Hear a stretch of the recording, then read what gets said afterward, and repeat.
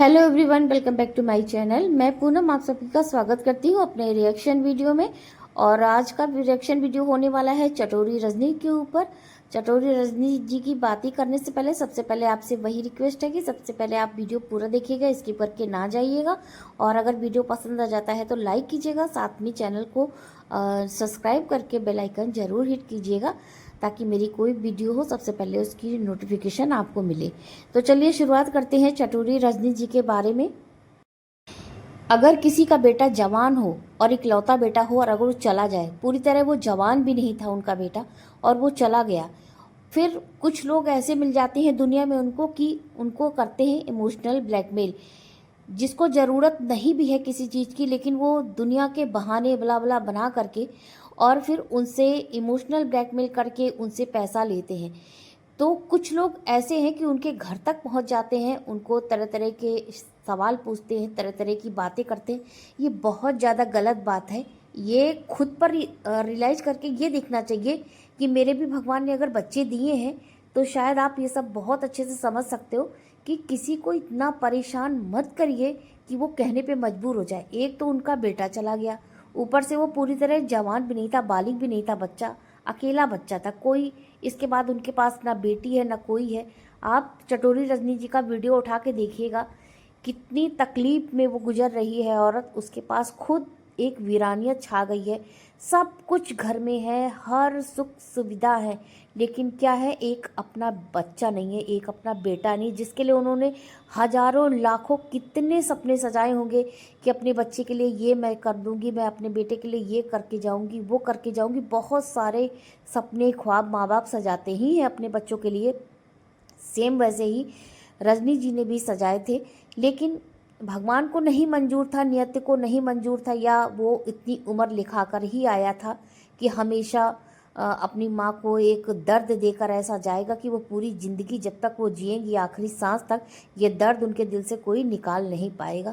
तो यही सिचुएशन चटोरी रजनी जी की है। लेकिन उन लोगों को मैं क्या कहूँ कि जो इंसान भी नहीं बन पाते, जानवर की तो बात छोड़िए, इंसान बनकर नहीं जी सकते, कि इतना परेशान करते हैं लोग, जबकि वो किसी से, ऐसी लेडी है वो किसी से ज़्यादा इधर उधर की बातें ना, वो अजीब तरह की ब्लॉगिंग करती हैं कि ज़बरदस्ती किसी के मैटर में घुस रही हैं या फिर कंट्रोवर्सी कर रही हैं। सिंपल सा उनका एक कुकिंग चैनल है, वो उस पर अपनी रेसिपी दिखाती हैं, लेकिन अब वो इतनी जैसे पहले आती थी खिलखिला के, सब कुछ अच्छा था जब उनके जीवन में, उनकी लाइफ में उनका बेटा था, उस तरह वो कर भी नहीं पा रही है, कंटिन्यू भी नहीं रह पा रही है, ना ही वो पहले वाली हंसी रह गई है।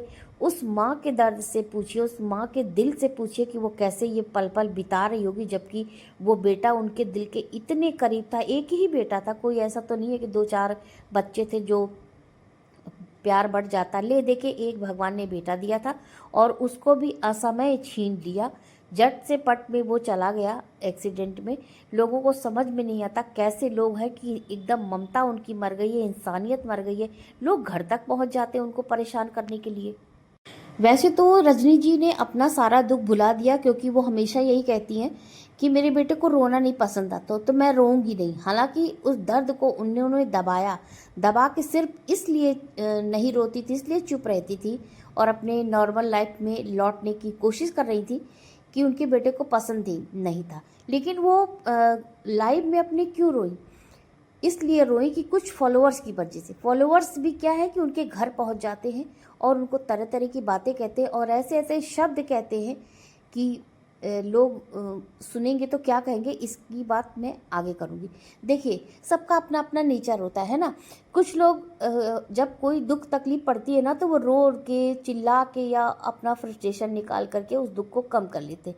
लेकिन कुछ लोग वहीं ऐसे होते हैं ना कि वो रोते नहीं हैं, वो किसी से कुछ कहते नहीं, वो गुमसुम रहते हैं, वो नहीं कहना पसंद करते। बहुत से लोग ऐसे होता है किसी से अपना दुख नहीं कहना पसंद करते। क्या करते हैं, भगवान के सामने कह लेते, या फिर वो सोच में पड़े रहते, वो घंटों लेटे रहेंगे, घंटों किनारे बैठे रहेंगे, सोचते रहेंगे सोचते रहेंगे, और फिर वहीं से उनका वो दुख दर्द अपना, वो कैसे उसको बैलेंस करना वो वैसे ही करते हैं।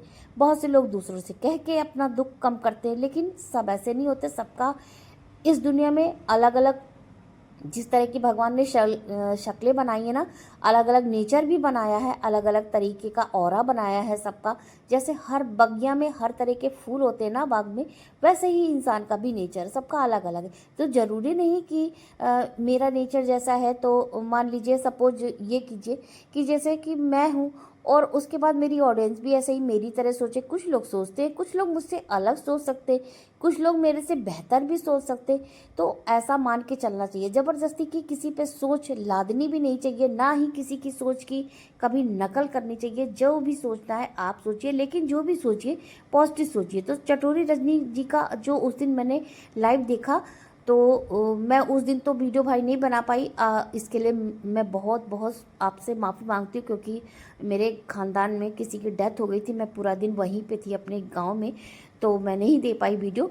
मेरा कल बिल्कुल कोई वीडियो आ ही नहीं पाया यार। मैं सुबह सुबह चली गई, क्योंकि मुझे सुबह 4 बजे ये न्यूज़ मिली, तो ये पूरा दिन वहीं पे लग गया। फिर मैं शाम को 7 बजे लौट के आई अपने घर, तो इसलिए मैं नहीं दे पाई कोई वीडियो।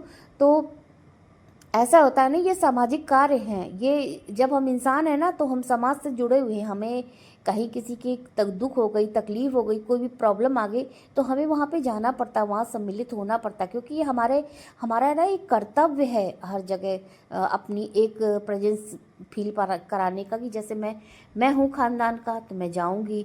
मैं मेंबर हूँ परिवार के, तो मुझे जाना ज़रूरी है। चाहे आपके 100 काम ज़रूरी है, आप उसे छोड़िए, उसको किनारे कीजिए और उसको पोस्टपोन कर दीजिए, लेकिन आपको वहाँ पे सम्मिलित होना है ना। तो यही सब हम लोग इंसान हैं, तो हम लोग को हर जगह अपना एक जो है ना दर्जा, एक हम लोग को वहाँ पे दिखाना पड़ता है कि भाई हम भी इस फैमिली के मेंबर हैं, इस खानदान के मेंबर हैं। तो लेकिन अगर आपके सगे संबंधी कुछ कहते हैं, तो चलिए कोई बात नहीं कि हमारे सगे संबंधी हमारे परिवार के खानदान के लोग हैं। लेकिन ये फॉलोअर्स का कहाँ से इतना बड़ा अधिकार हो जाता है? अगर आप किसी को अच्छा नहीं कह सकते या उसके चेहरे पे स्माइल नहीं ला सकते, तो आपको बुरा कहने का अधिकार कहाँ से है? किसने दे दिया भाई? वो तो लेडी खुद ही अपने दुख से दबी है, उसके बोझ से दबी हुई है। आप कितने गंदे कर्म कर रहे हो कि किसी लेडी को आंसू गिरा रहे हो? ये कहाँ से अच्छा कहा जा सकता है? इसको कौन अच्छा कहेगा? मैं तो नहीं कहती भाई, ये गलत बात है। आप किसी को जब खुशी नहीं दे सकते, तो आप उसे गम देने का आपको किसने अधिकार दिया?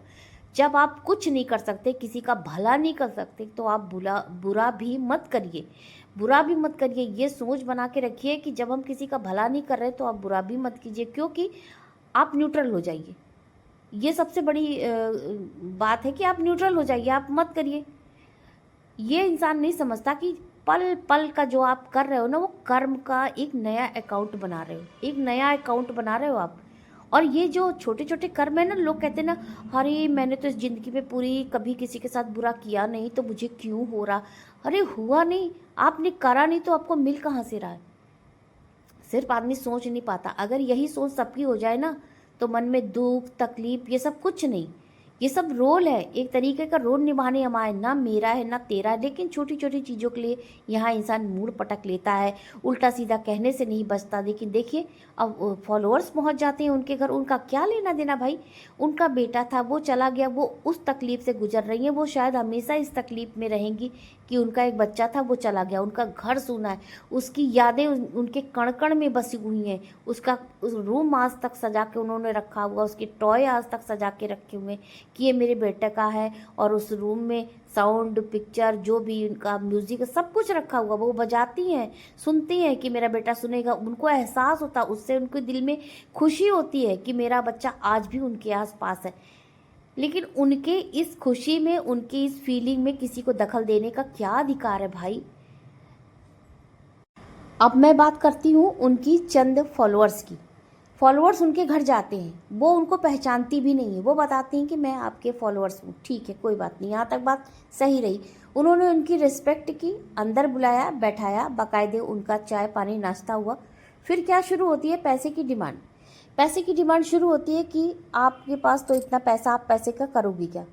मेरे बेटे की फ़ीस नहीं जमा हो पाई है, तो आप मुझे कुछ पैसे दे दीजिए प्लीज़। आपका तो बेटा है नहीं, आप तो 2 ही पति पत्नी हो, इतना पैसे का करोगी क्या? ये शब्द होते हैं उस फॉलोअर की। वो फॉलोअर ऐसा कहता है, फिर भी वो कहती है चलो ठीक है कोई बात नहीं। उस मतलब मांगने का तरीका आप देखिए।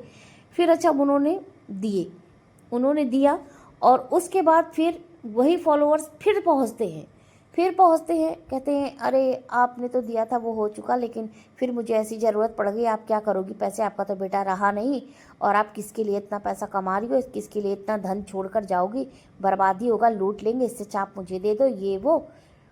उसके बाद वो चला गया, उन्होंने नहीं दिया, इनकार दिया कि मेरे पास है नहीं या करंटली उनके पास नहीं रहा होगा उस समय। तो चलिए कोई बात नहीं, होता है कभी कभी, घर में कोई ऐसे रखता तो है नहीं घर में, आजकल तो सब ऑनलाइन होता है। तो वो चले गए, ठीक है। उसके बाद जब वो तीसरी बार आए तो उन्होंने अपना गेट नहीं खोला। उन्होंने देख लिया कि फिर यही बंदा और बंदी आ गए हैं, उन्होंने गेट नहीं खोला, वो मिलना नहीं चाहते। तो अब इसमें क्या बुराई है? आपने उनको पैसा कमाने की मशीन समझ रखना है, दान देने की मशीन समझ रखा है। भाई बच्चे आपके हैं, आपने उनको पैदा किया, पाला पोसा, से जिम्मेदारी रिस्पॉन्सिबिलिटी किसकी? आपकी है ना कि पूरे समाज की है।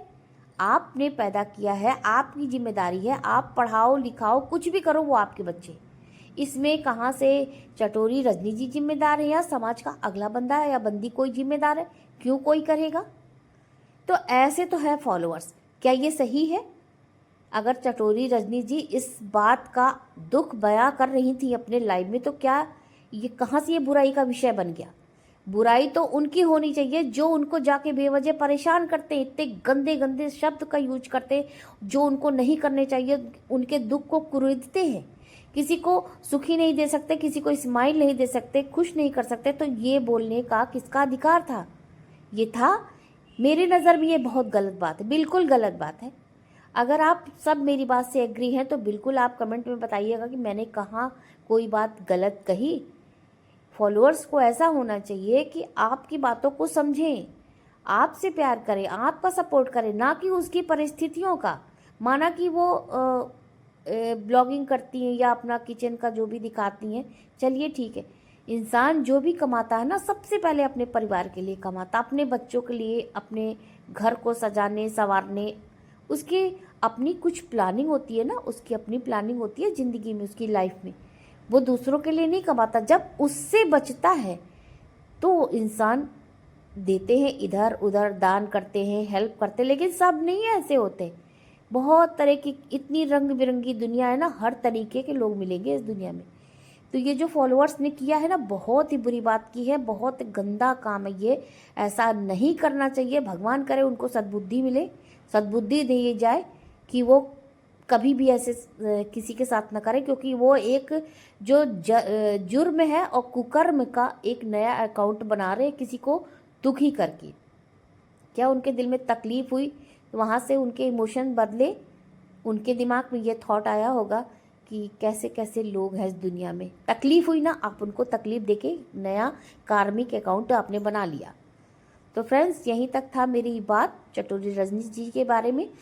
और कैसा लगा आपको वीडियो पसंद आए ज़रूर लाइक कीजिएगा, मेरी बात से एग्री हो तो कमेंट करके ज़रूर बताइएगा, जैसा भी आपका विचार हो, ओपिनियन हो, अपने मेरे कमेंट बॉक्स में ज़रूर कीजिएगा।